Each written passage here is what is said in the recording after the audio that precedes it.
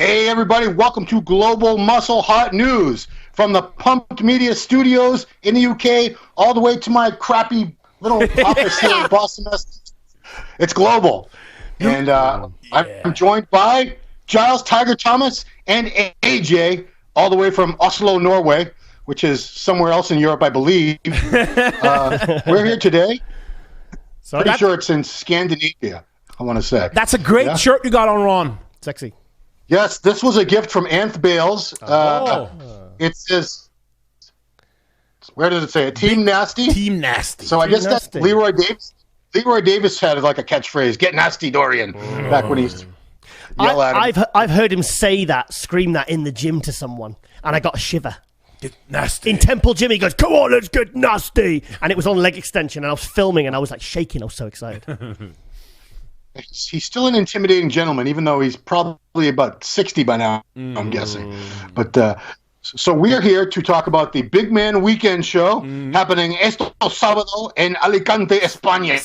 That's this Saturday in Alicante, Spain. Yes. The title of this show, guys, I'm thinking maybe this was an idea where they thought it would be for guys who were only 250 pounds and over. But I was mistaken.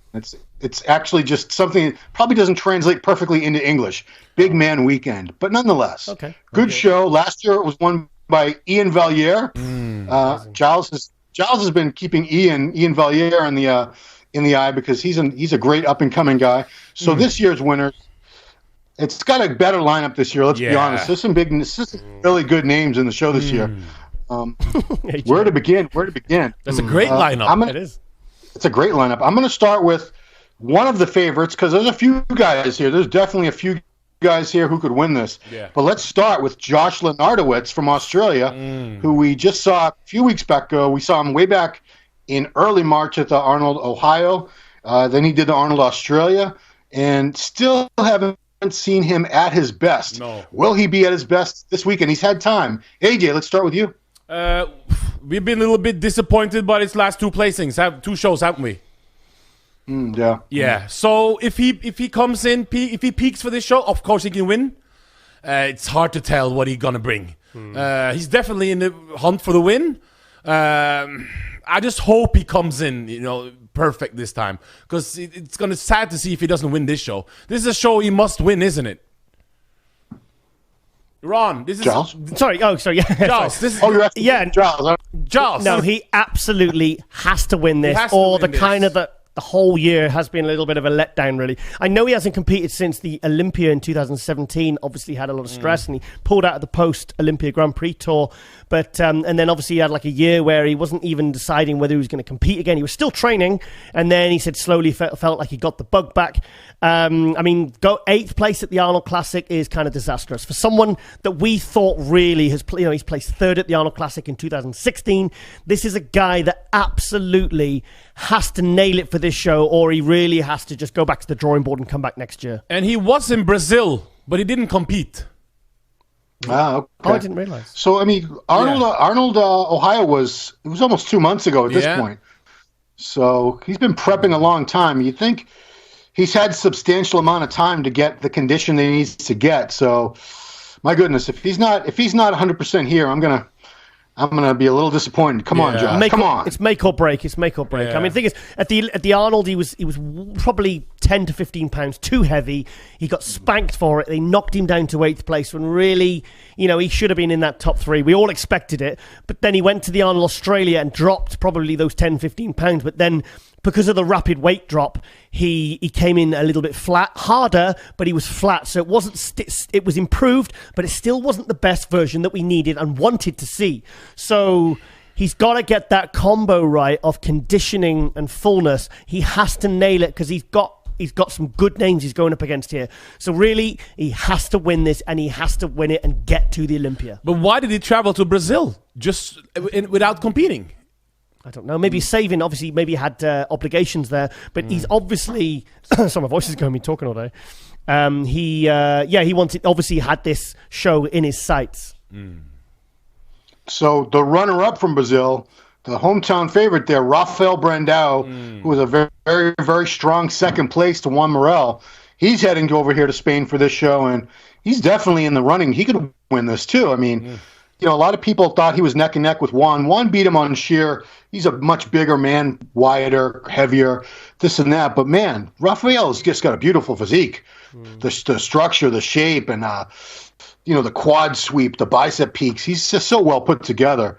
What do you guys think? Do you think he's got a shot at beating some of these big names? Like he already beat Hakim. We'll get to in a minute. He already beat a giant Hakim. Could he pull ahead of big monsters like Josh and Hollingshead here? Well, of course he beat Hakim Williams just now. He beat Josh Lartovich in Ohio, and he placed second to Juan Morel just now. So obviously he has all the tools to win this show. We know he's in shape, so obviously he's one of the favorites to win this show.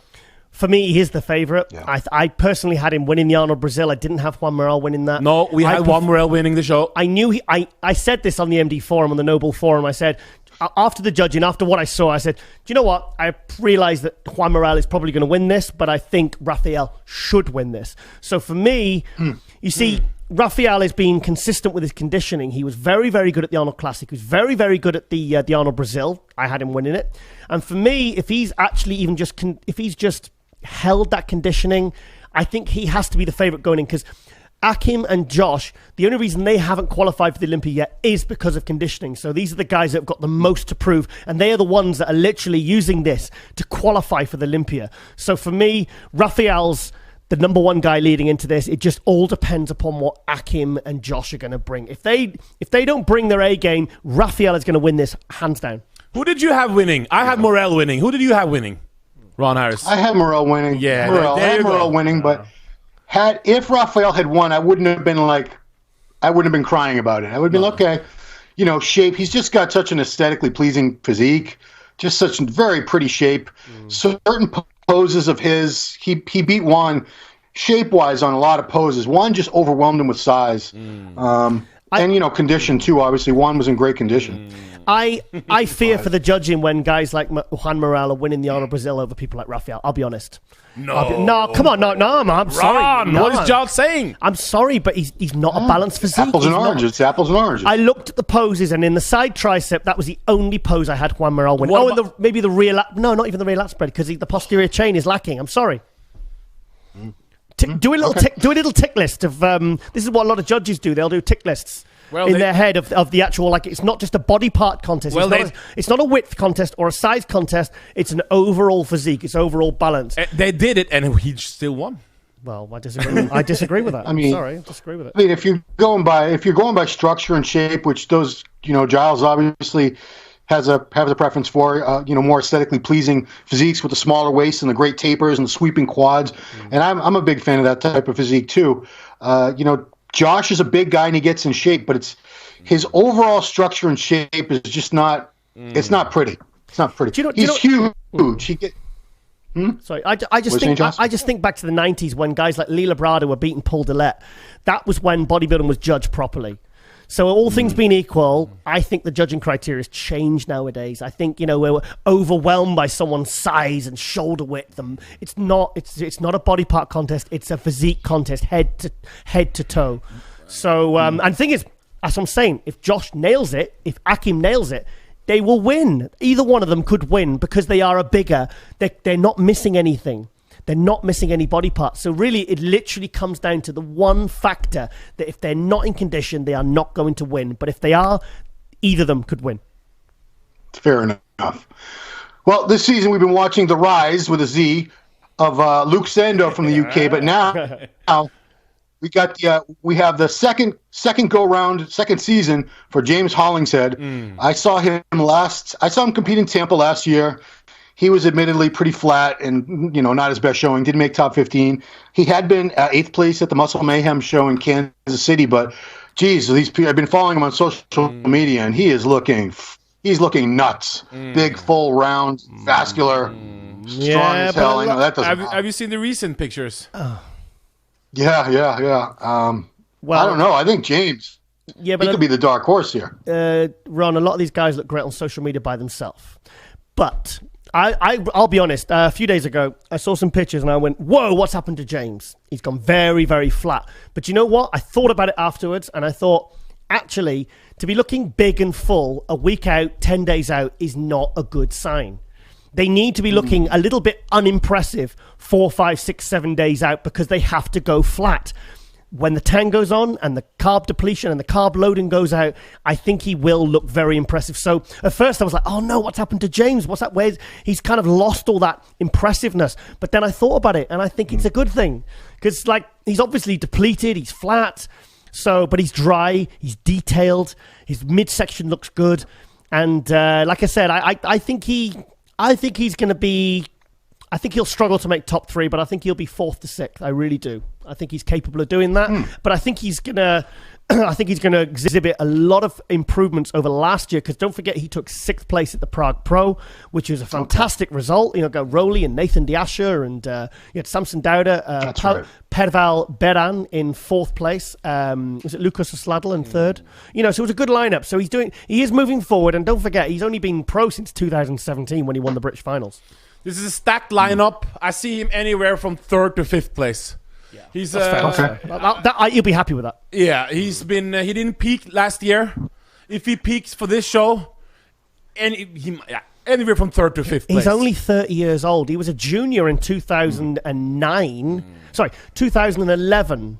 Yeah, sorry, 2009 and 2012, he was a junior. So he's only 30 years old. So this is a guy that you've got to kind of look at.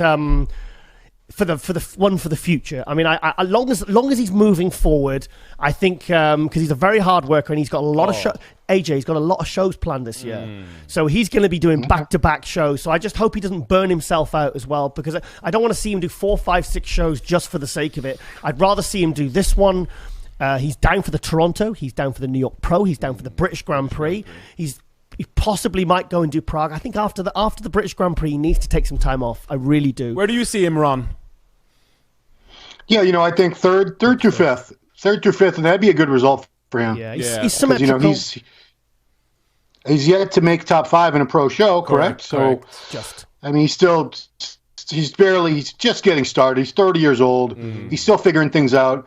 You know, with the flatness. You know, sometimes I get concerned because I'm thinking, is he going to fill out in time, this guy, or is he going to fill out too much and spill over? It's, you know, people don't realize how tricky all this stuff is. The body it's this crazy scale, and if you tip it one way, a little bit one way or the other in the wrong direction, you know, you don't get the look that you want, and sometimes it can knock you out of the running for a show. So, you know, here's hoping him and his coach Phil Viz really nail it. I want to see James at his best. Yeah. Cool guy. You know, I wish him the best. Do you know? Sorry, Ron. One second. Do you know what the Achilles heel is for a lot of these guys?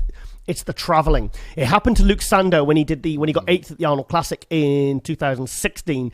I remember speaking to him before, and I had a feeling. I thought this guy's not prepared for traveling. He's not prepared for all the. You know, the traveling and getting the food and stuff, he seemed unprepared. And that is something that comes with it. It takes a couple of years to get experienced at. Because don't forget, he did Tampa. He didn't look good at Tampa. He did Prague. That's only a couple of hours away. An hour flight. He's got to be prepared. He's got to be prepared when he's traveling. So, but this is his first show of the season. It's not far from where he lives.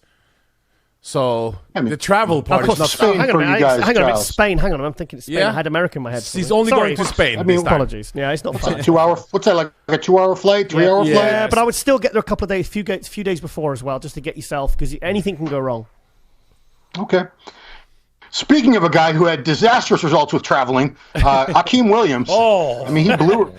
Poor Hakim. He really blew it in Brazil because he didn't have the visa sorted out, and he got the very last flight possible. He rushed from the airport right to judging, and he still got 3rd, didn't he? Correct. What did he get? 3rd place. I mean, 3rd place. So all that being said, it wasn't the strongest lineup, but still, let's hope Hakim Williams has figured out everything and has an early flight, gets rid of all the water, relaxes, comes in tight, full, because Hakim's certainly capable of winning the show. He's got all the tools. He's really hungry because he just lost to Kuklo, a very close show.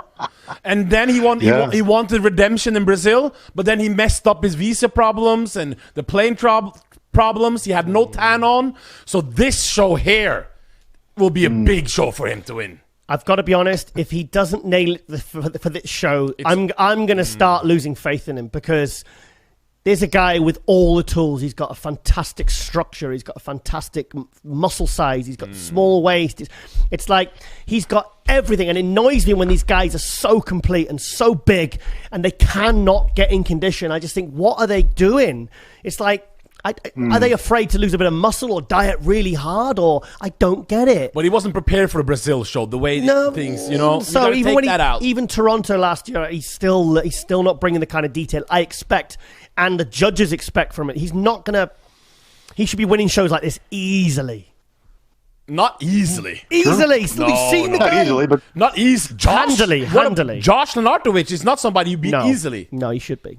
No. Hakim should have a few more wins. Yeah. He's got one pro win, I believe. He should have 3, 4, 5 wins by this point. I agree with Ron. Yeah, but this show is not something you win easily with Josh. Shredded. I mean, shredded. He would beat Josh easily. We never want to say easily, because that's kind of insulting the other guys. We never want to say anybody's, because then they'll go, easily? What do you mean? No. I mean in terms of him having a superior structure. He has a structure. Right. He has the kind of structure that just is so rare. You know, it's like it literally. I mean, he's got like the shoulder width of like Paul Dillette, and he's got this the waist, the small waist, the big quads, the small joints. He's kind of like a cartoon character. Now, so guys like that should be winning comfortably then. Well, it's been some years. We want to see his rise. That's for sure. He's got to step it up.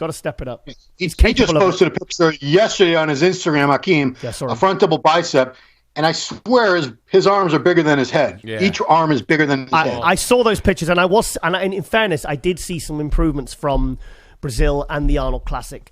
So I'm optimistic. I just want to see him nail it. That's all I want to do.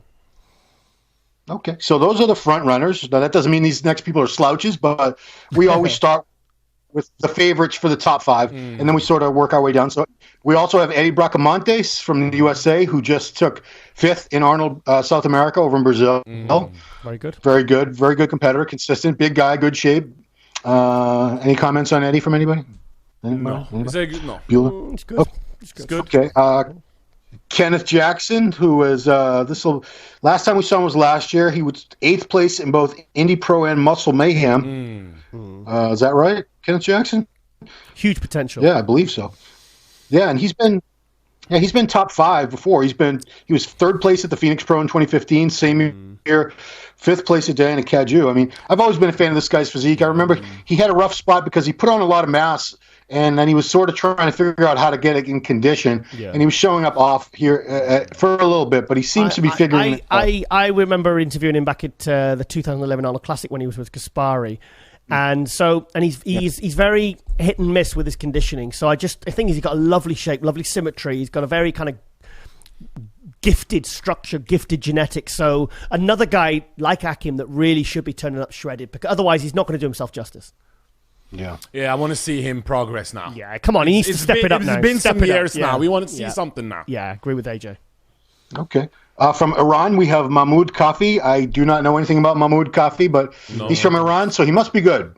Anybody know? He could be one of those guys that just turns up and is like, oh shit, there's another Hadi. He's from Iran, so he must be good. No, there could be another. That's what I said. Yeah, but he could be like one of these guys, like like the Middle Eastern guys, and they just hide away and they turn pro a few years ago at some show that doesn't get any publicity, and then boom, they turn up and you think, shit, it's a 6-foot Hadi Shupan. Why are we not talking about Andrea Presti a little bit faster on? You haven't brought him up? Okay, let's get to him next then. Yes, Andrea Presti from Italy, who I knew the name, but I really didn't know what he looked like until you guys just started putting up pictures of him in the thread on the Noble Form Muscular Development for the new, we just dropped a new episode of Global Muscle Radio this morning as we're recording this on a Tuesday. Yeah. This is probably going to go up on a this Thursday. But, very impressive because a lot of times when I see guys from Italy, I haven't been overly impressed with any pros from Italy in a very long time. Sorry, I just got a lot of Italian people mad at me right there. But it's true. I haven't seen any really great competitors come out of there in a long, long time. And he's definitely got the best potential from Italy I've seen in many, many years. He's got great structure, wide shoulders, narrow waist, flaring quads, big arms, condition. He doesn't really seem to be lacking much. AJ, and I know you were you spotted the potential in this guy. What do you think about him? All we know, he's 30 years old. 31. 31. He became a pro last year. In his first 2 shows of his career, he got a second place. He beat a peaked Max Charles. Mm-hmm. So if you if you can beat Max Charles when Max Charles is on in your first show, that tells it all, doesn't it? Yep, second and fourth, wasn't it? And is that the big man? And then in Romania, second and fourth. He lost to Clarence Davis, who was in his shape of his life. Yeah, and he got. So what were the 2 shows he did? He did this show last year, and he did Romania last year. No, he did Italy, San Marino. San Marino Pro. Okay. George Farah. Pro. Yeah, with the George Farah, because Clarence DeVee won that one. Andrea was second, and then you saw him at the Romania where he took 4th place, and that was the one that Max Charles won. So you had a year. So you had a good 6 months to improve. 6-7 months to improve. Working really hard with his trainer, Morosasi. So obviously he has the tools to clearly get a top 3 in this lineup. This guy's hungry. I mean, Fleck. I mean, I was aware of him. I thought he was good, but very fantastic conditioning. But I saw some pictures recently, and I thought, oh my god, this guy's improving fast. And Flex Lewis was the one who alerted to him because he had him guest pose at his show. And he flew over to Florida, and he said to Flex, he said, "Oh look, I'll come over and see you." And Flex was like, "Yeah, okay." And he kind of just turned up. And so this guy, I'm telling you, he's got the eye of the tiger. Oh. He's hungry. He's improving fast. I think he's quite a smart guy. He seems a very level-headed guy. He looks healthy looking. I like his structure. I like his physique. I can see good things ahead for this guy. I think he's definitely going to be. He could be one of the guys that could maybe take out one of these top 3 guys if they are off. He is because his conditioning will be up there with Raphael's. We know that Raphael, and we know that unless he's burning out, and Andrea will be shredded. Hakim and Josh, there's a question mark. It's a flip of a coin whether they will turn up shredded or they'll turn up off again. Well, I mean, if he does do that, if he beats some of these guys that we just mentioned, the big names, that's going to be something that's going to put him on the map. People will definitely start talking about him more. Yes. So, Andrea Presti, we wish you best of luck. And I mean, if you show up slice and dice, you could take out some of these names and make a name for yourself. Let's see it. He could take out Josh. Yes, he can. Because his conditioning his conditioning, and it's not just the conditioning, it's the muscle detail. He's kind of got the detail of those guys when they turn amateur and then they kind of bloof up. But he's got the quality, he's got the size of an open pro, the aesthetics of a classic guy, but he's got the conditioning of like a lightweight. He's awesome. I've got a lot of expectations on this guy. You know what's odd is you see so much more of that muscle detail and maturity in the European and the Middle Eastern competitors. It's so lacking in a lot of the American competitors these days. Yeah. I'm not even going to. I don't want to speculate. I don't know if it's. Why do you think that is? Something to do with the training. I know. Why do you think that is, Giles? I think it's food quality. Giles is going to. I think it's food quality. Food quality. Food quality. Yeah, food quality. Yeah. No, it is. I honestly think that. You look at the a lot of Mediterranean, especially Italians, eat a lot of organic food, and I honestly think it's down to that. I really do. Wow. Better quality food. Sorry, America. I mean, we're eating a bunch of chicken from Costco here. It's probably chicken that was killed 10, 12 years ago. So sprayed in chlorine, isn't it, American chicken? No, it is. It is. Pesticides. Who else is in the show? Who else is in the show, Ron? True. Okay, we also have from Israel. Oh, yeah. Not typically known as the hotbed of pro bodybuilding. That's a good competitor. Danny Kaganovich. So he was a former competitor in the NAC organization. Yeah, he's very good. Over in Europe. He won their Universe and their World. So far, what I can tell, he's only done one IFBB Pro League show, which was last year's Vancouver Pro, but he got 9th place. No. He did the San Marino and he beat Raphael Brenda. Okay. He was 7th place, and that San Marino, that was the one where Cedric McMillan was first, Hadi Chupin second, Brandon Curry, Tim Budesheim, Issa Obeid, Clarence DeVee, then Dana, and then Raphael. So it was a fantastic lineup, and there must have been 20 guys there. AJ, how does he remember all this shit? This is astounding. Rain Man. We also just talked about it on our Global Muscle Show. That's probably. Still, I mean, he wasn't looking at a piece of paper. He had that all in his head. I've got it written down here. That is crazy. I've got it written down here. If you can beat Raphael Brandao, then you know you're good. Yeah. I mean, from what I remember from photos, Danny's he's almost like I'm not saying he's small, but he's more like a classic physique competitor with those type of lines and shape. Am I right? Yeah. Have a look. Go to his Instagram and have a look at some of the pictures. This guy has got an insane, like, muscle bellies and shape. He'll beat guys 20, 30 pounds bigger easily. And I'm telling you, this guy is very, very good. Tiny waist, tiny joints, big muscle bellies, and he gets good condition, and he's a good poser as well. He ticks all the boxes, this guy. I mean, I'm anxious to see if he's come in much, much bigger than he was, because he won the Amateur Olympia in 2017 at the San Marino, which was the day before the San Marino. And him and Tim Buddersheim both turned pro. Tim Buddersheim took 4th, and he took 7th place. Okay. We also have Essa Obaid, who just made sort of a comeback at Arnold South America, Brazil. Very thick, dense, grainy type of physique. Disappointed. I was disappointed.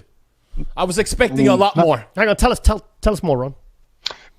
I mean, I remember him from 2010, 2011, 2012. Yeah. He was winning shows here and there. He was always top 3, top 5 in any of the so-called smaller shows that he entered. Very consistent. His waist seems to have thickened up, his midsection. Conditions not as crisp, and the body looks like it's starting to show a little wear and tear. He's still a huge guy. He's like 5'8", 250 in shape. This is a guy that likes to do lots of shows. I've got a feeling, because he's had a little bit of time off, I think he needs a few shows to get going again, get the furnace going. I think he's one of these guys. I've got a feeling if he does 3 or 4 shows, I think he's going to get better with each show he does. So I think he's going to bring something better, because sometimes when these guys have been off for a bit, they do a show. Tony Freeman used to do this. He'd do 4 or 5. Listen, he would do 4 or 5 shows in a row, and every single show he would get better. Johnny Jackson the same, get better and better with every single show. I think he's going to do a number of shows, and I think he's going to improve it each one. I disagree. I was a big fan of him in 2014, 15, and that's why I rate him so high.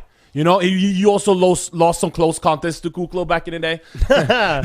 Which show was that? I don't know. But the point is, he had some... Poor Kuklo, because whenever anybody talks about somebody losing a contest unfairly, it's always, and he lost to Steve Kuklo. Yeah. It's always Kuklo. No, that's not poor. That shows how good Kuklo is, isn't it? He's always winning the shows. But no, I expected more from him because he took some time off, Essa.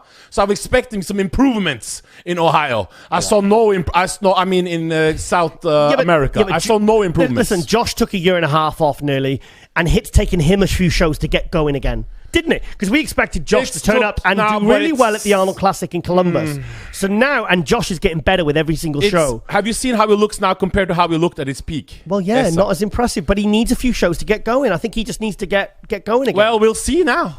Okay. Well, I'd like to think that he could come back better than he did at the Arnold Brazil. If his midsection has really grown, as I'm afraid it has, it's a few more shows isn't going to solve that. No, but correct. Let's hope it was more of a condition issue, maybe like a bloating thing, because you need to have. You can't get away with a blocky waist anymore. You just can't. But if he's being a lot more critical of it now. But if he was just soft and flat at those last shows, if he comes in harder and fuller, he is going to look better. Okay. We also have Erick Ramirez from the United States, from New Jersey. Yep, nice guy. Eric, consistent competitor. And last but not least, one of my favorites, just because of the freaky condition, is Slovenia's Miha Zupan. Yeah. Miha was in the San Marino Pro in 2016. Got 5th place. That show was won by Lionel Bayeki. Oh, finally on the show. Beckham was in 4th place at that show. So he's competed before. I'll say it because he doesn't have the most pleasing structure and shape. He's kind of got the wider waist. Doesn't have a lot of taper, but a lot of muscle on him. Huge legs, huge shoulders, and he's known for his condition. He's There's a lot of famous pictures that have been posted hundreds and thousands of times online of his glutes. With he's got like no clothes on. He takes pictures in the hotel room. Oh yeah, we've seen them all. Yeah. Shredded glutes. And he's got, veins on top of veins on top of veins. Just a real freaky physique. For people that appreciate the freaky condition, he's got to be a favorite. I don't know how well he's going to do necessarily, but, we will see. People that like the freak. It's going to be interesting to see the comparisons because we've seen him on Instagram. We were impressed on Instagram, but this is the stage. So let's see how he looks compared to the other guys, Exactly. Good luck to you, Miha. And Yeah. hang on one sec. He's in that condition all year round. Yeah, all year round. And I'll be honest, when I saw him at the 2017 San Marino Pro, I was disappointed with his condition. Oh. It didn't translate. It didn't translate from Instagram to that. But I have seen him the year before. I've seen him in pictures, and he was fantastic. In fact, he was kind of leading the way in condition and vascularity. But the last time I personally saw him on stage at the San Marino, I don't know whether his condition wasn't good. So I don't know whether it's tricks of the light. That was surprising. No, I was very surprised. I mean, Rosie did the play-by-play, and she went, "He's not." I said, "Wait for this guy. He's so shredded." Came out and she went, "Giles, he's not that ripped. He's not that shredded. He's not that detailed." So I don't know whether it was just a one-off. So my voice is going. I don't know whether it was just a one-off, or whether that is he's just one of these guys who looks amazing under the right lights. Like the famous lighting in King Kamali's kitchen. Yes.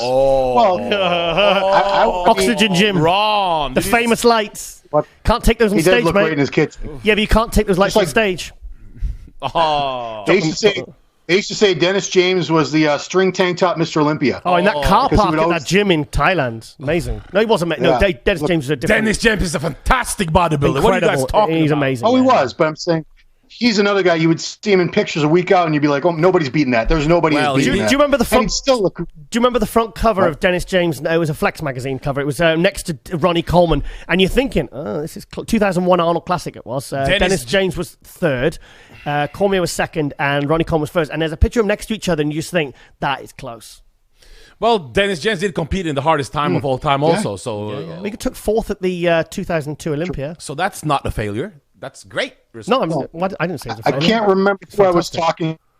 talking to, but there are a couple reasons why people typically look so much better a week out. We know the obvious ones is they screw up and they do weird things the last week, but another thing is just nerves. People get, a week out from the show, they're in their own gym or their own house. They're not freaking out and nervous, but then they fly to this different country or a different state or whatever, and there's all this pressure and there's meetings and there's meet and greets and they're starting to freak out, and that's when the cortisol floods in and the condition can go pretty fast. You start getting watery and soft and buttery looking as opposed to sharp and grainy and nasty. So yeah, a lot of guys look so much better on Instagram a week out, and it's not always from the filters. Bollocks. Yes, Charles? What's your top? Bollocks. No, seriously. But AJ, let me just say. Bollocks. Yeah, but you can say that, but all competitors have the same issues.